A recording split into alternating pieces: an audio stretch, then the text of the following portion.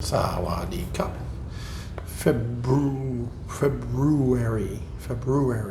Not February, but February the 16th.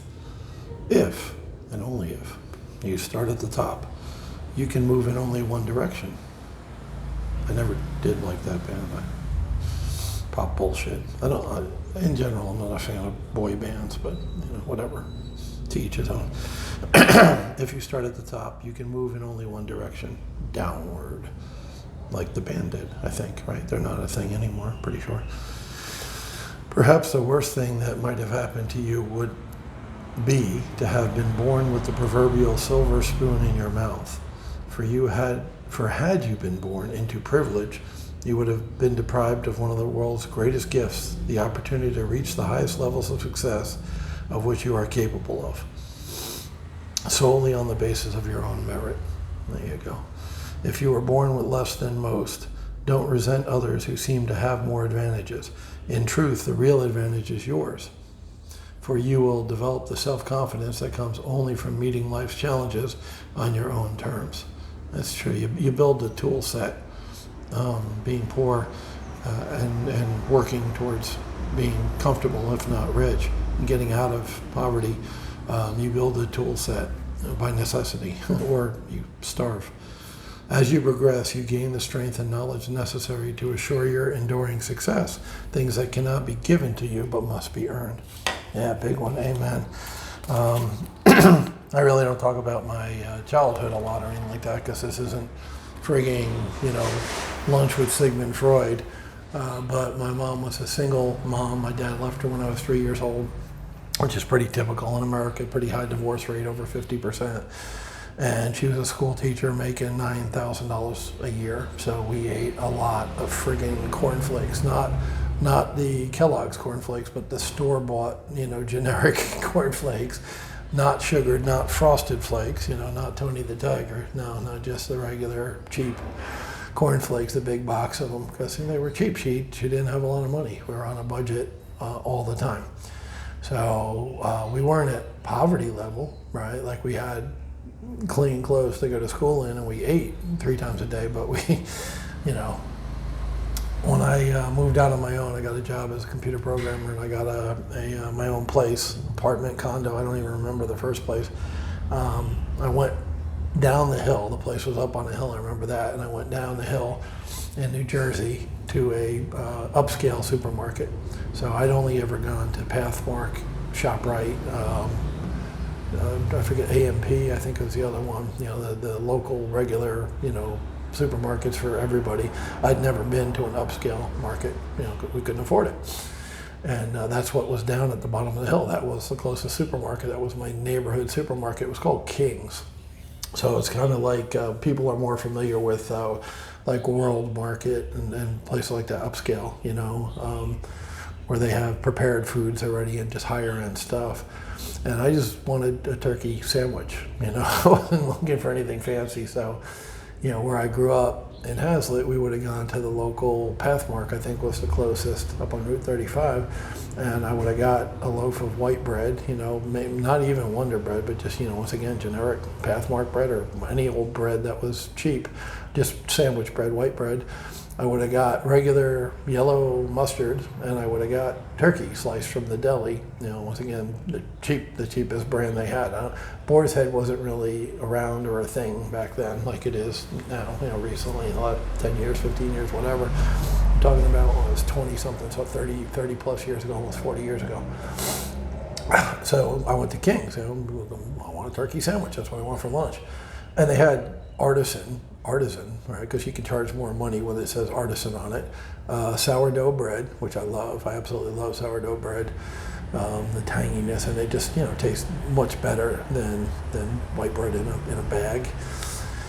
And they had Grey Poupon, which I'd only ever seen in the commercials, where a guy in like a Rolls Royce pulls up to a guy in a Bentley or whatever, and he's like, "Pardon me, do you have any Grey Poupon?" It's an old commercial from once again 40 years ago. But it was funny, I laughed at it as a kid. So, I was making some good coin doing computers. So I was like, fuck it, I'll get the Grey Poupon. I never tried it. I'll taste it. I'll see if it's really all that. You know what I mean?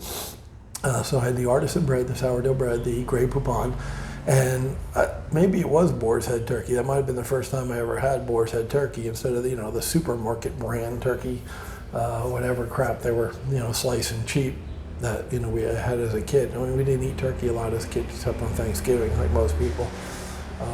Later on, it became like a health craze. Turkey's healthy for you, so people ate more of it, but it wasn't that big a thing back then.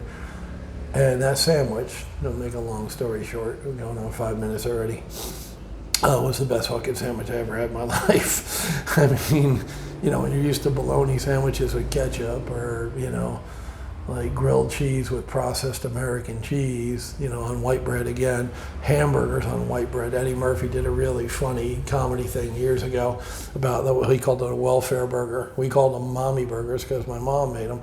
But the same shit happened. When you make a hamburger on white bread, the juices from the burger soak through and it turns it pink and mushy and it falls apart. It's a horrible fucking hamburger, but with low quality meat, cheapest you could find. But I was happy to have a fucking hamburger as opposed to rice and spaghetti and chicken, like all the cheap shit we normally had, right? It was a break. A hamburger was a treat, even if it was a welfare burger, like Eddie Murphy called it. So anyway, that sandwich was fucking off the chain. I mean, off the charts. It was amazing. As you can imagine, sourdough bread, real turkey, like good quality turkey, Grey Poupon, Dijon mustard, tastes good. Tastes better than ballpark mustard, regular cheap generic mustard. So that I'm what you'd call a foodie. Definitely, I love food. I don't just eat food. Obviously, I weighed almost 300 pounds back in the States. I still weigh 264. I'm not a little dude. I love the taste of good food. I go to Chiang Mai, big city down here, and I love the restaurants. I love the seared sushi. I love the all-you-can-eat German place. I love the Western food for breakfast. And, real Western food, not the Thai version of it. And I love food. And part of that was from that. Part of it was watching the Food Network, which a lot of people call food porn later on.